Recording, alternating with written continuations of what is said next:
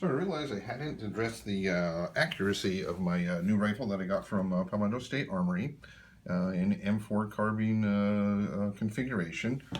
Just to review, this is the rifle that I got here, of course, and it is in M4 carbine configuration, which means it has a 16-inch barrel, flash hider, has the cutout, I guess, for a grenade launcher, bayonet lug, just all standard, basically, military M4 carbine configuration. It did, however, also come with the Magpul furniture, MOE, so you can mount a light on here. I have some hardware actually to do that later on.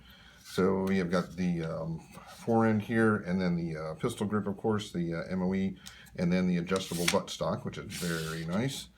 And the price that I got this for, delivered to my FFL, was $429. Now I had to, it was on sale, so you got to watch for the sales.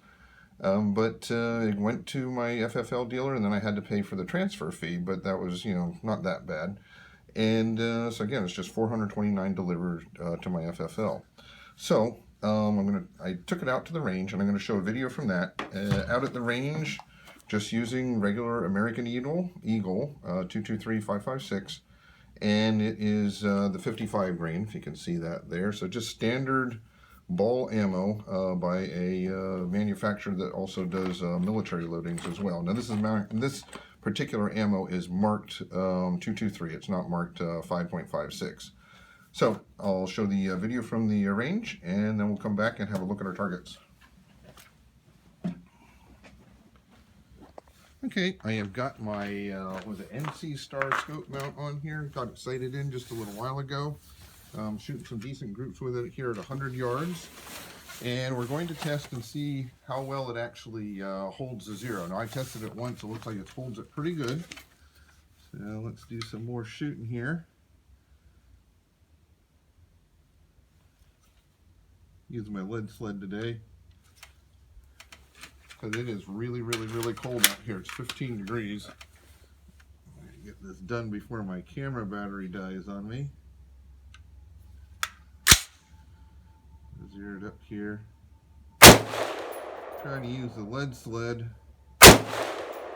just to take out any human error, shivering and so on. So, safety's on. I'm going to take this, and I'll show you back at in the warm how this works. But taking my scope mount off, putting it back on again, making sure that it is snugged up to the front so the recoil doesn't knock it that direction. Back on again.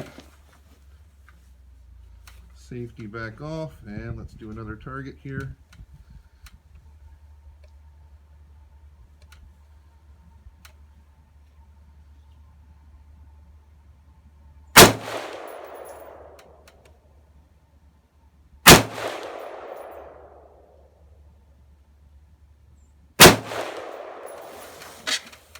And she's empty. Let's see what I've got. Very good. So that was the second time that I've changed this, taken it off, put it back. Actually, the third time I've taken it off, put it back on. Every time it's still in the bullseye. Might have a little bit of a change on it. Whenever I start doing some hand loads, maybe I'll end up having a look and seeing if I can quantify that or give you exact amount. But we'll go down and take a look at the targets here in a minute. And thank you very much, and I'll see you whenever I'm back in the warm. So as you can see from that short video from the range, whenever I was testing out the scope mount, well, actually I'm using the scope mount because I don't see my sights as well as I used to anymore. So, and on the lead sled to try to get rid of any kind of human error. So once I got it sighted in, I did 6 targets here consecutively, one after the other. I'll just take a quick look at these and tell you my total overall results. So first group was this one, and measured it was 0.83 center to center. Second group was this one here, and that was 1.22 center to center.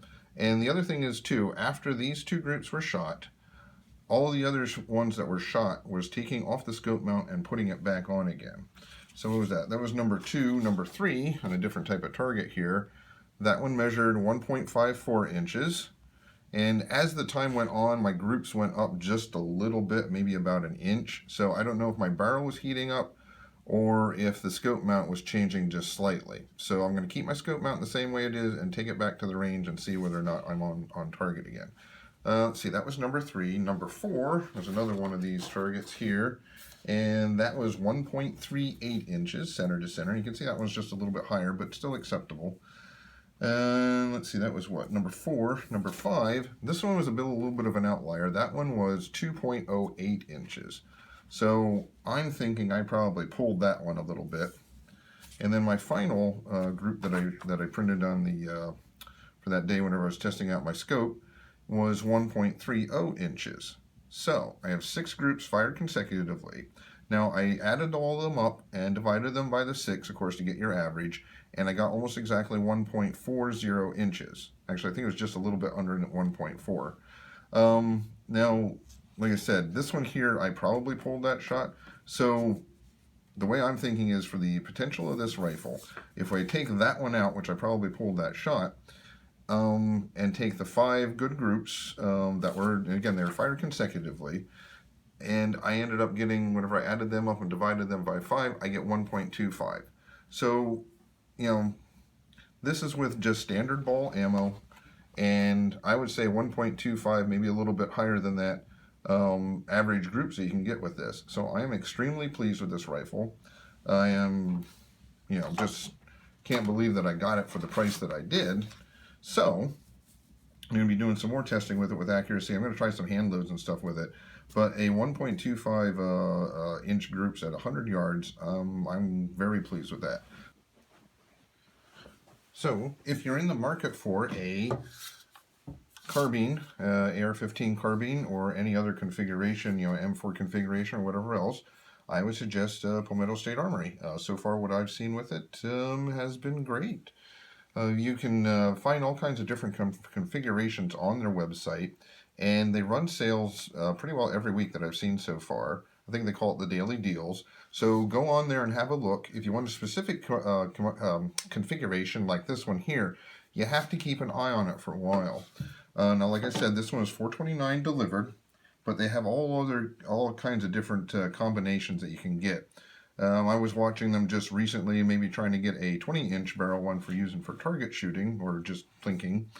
And that was actually, I think, a little bit under $400. And I also saw that they had a carbine at that time, which was in the M4 configuration with the older style handguards grip and the back here. And it was $299 for a rifle kit, which was everything except for the receiver.